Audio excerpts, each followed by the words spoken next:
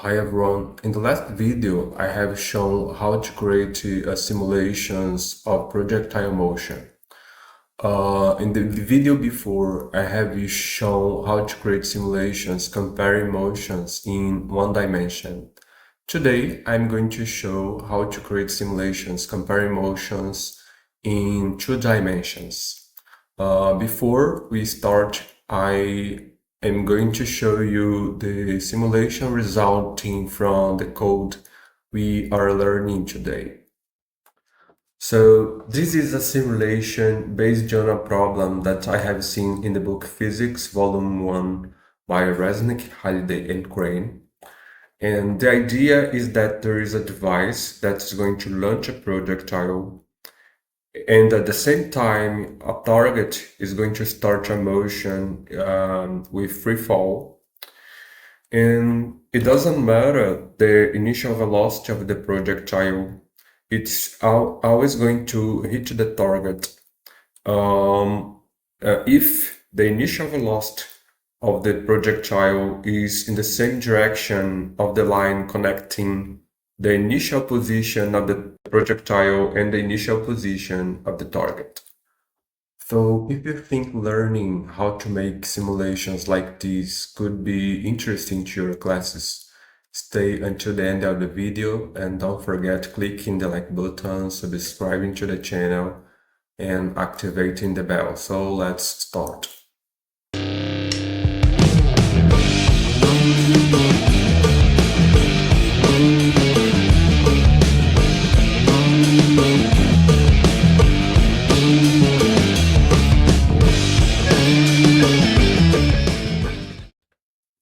So let's define the initial parameters. Index 1 refers to the projectile and index 2 refers to the target.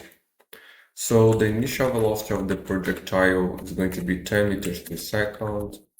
And let's define the gravitational acceleration.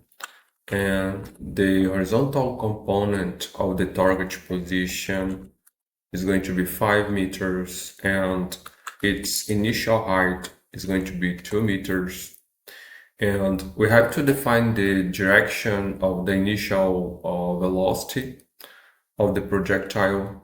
So we are going to set this direction so that the initial velocity is in the same direction of the line that connects the initial position of the projectile and the initial position of the target.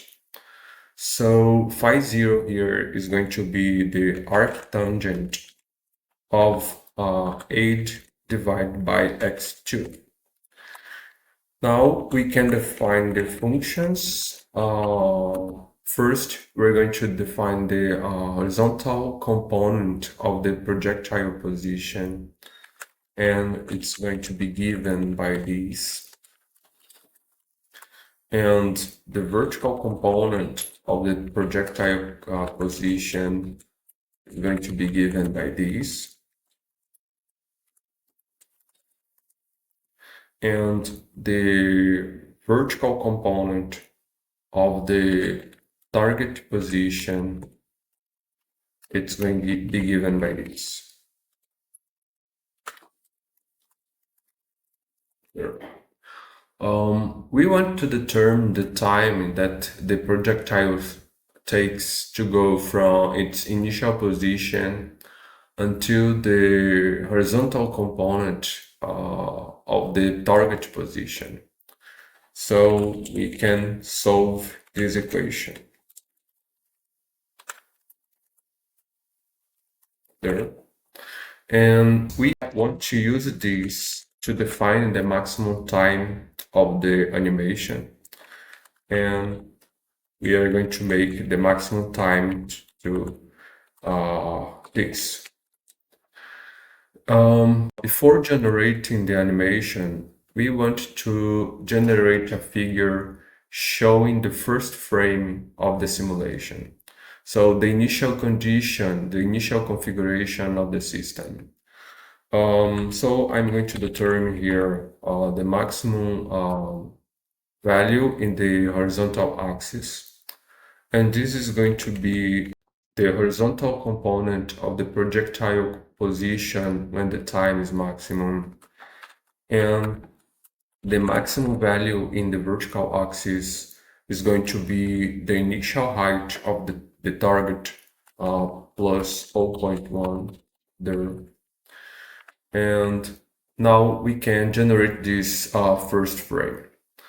I'd like that the figure showing the initial configuration has the same dimensions and options of the animation. So there is a command that sets options globally to draw for all draw commands used below it. So this command is set draw defaults. So let's put some options that are going to be used in both the static representation and the animation. So the first is proportional axis, also X range and Y range.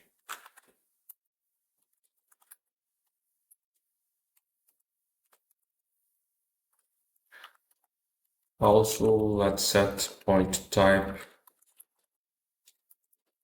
point size to 2, and line type to dots, line width to 2, and dimensions to this.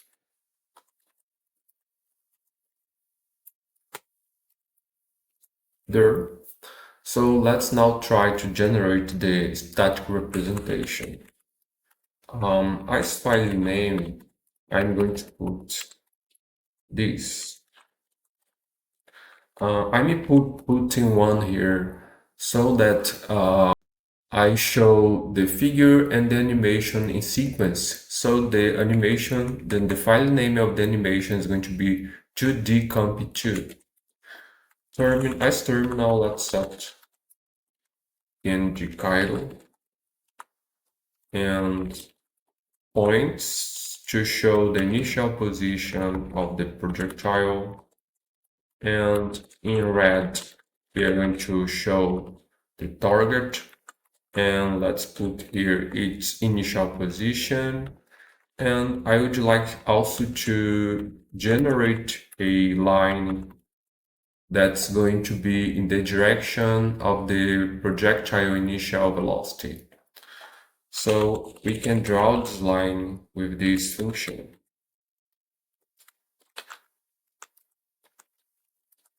There. And the figure has been generated in the same folder where the worksheet here, and it's here. Let's open it, and our figure looks like this. So we see that the initial velocity is in the same direction of the line connecting the initial position of the projectile and the initial position of the target. Let's now generate the animation. So I'm going to set the number of frames. File name, I'm going to put this 2D underline comp2. And let's set the terminal and make list to generate the list of frames and gr2d to draw the frames. And first, let's set the points to the projectile position, and in red, let's put the target.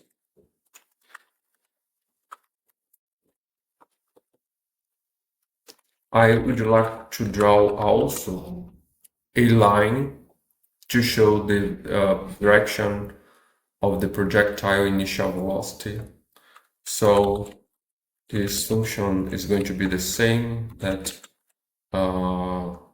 we used in the static representation. So we have this. And let's tell make list time interval and the time step there. So our animation has been generated and the file is in the sequence of this static representation. So if I press the right arrow here, so my animation is shown. And we see that the projectile hits the target at some point here. I would just like to fix here, so this line that refers to the direction of the initial velocity. I would like to draw it in black there. So let's update here, and our animation looks like this. I would like also to insert a line showing the real trajectory of the projectile. So I can add here also in black parametric and x1. Remember that the variable in parametric here has to be different of the make list variable. So I'm going to use TP, for example. And this variable interval is from 0 until t. There, so let's update our animation, and the animation looks like this. So the interesting thing about this problem is that it doesn't matter the initial velocity of the projectile. It is always going to hit the target. Regarding that, the device that's going to launch the projectile is pointed to the target. So in order to see this, let's increase the initial velocity here and see if the projectile still hits the target. So let's update here, and now our animation is like this. And we see that the projectile still hits the target, but now in a higher point. However, if we change the direction of the initial velocity, for example, let me add 0.1 to 50 here. And then now we have this situation. So this is the initial situation, and the animation now becomes this. Let me update here, and now we have this, and we see that the projectile does not hit the target anymore. So this is how I would like to show you today. If you think this simulation is interesting, let in the comment below. Thank you for watching, and see you in the next video.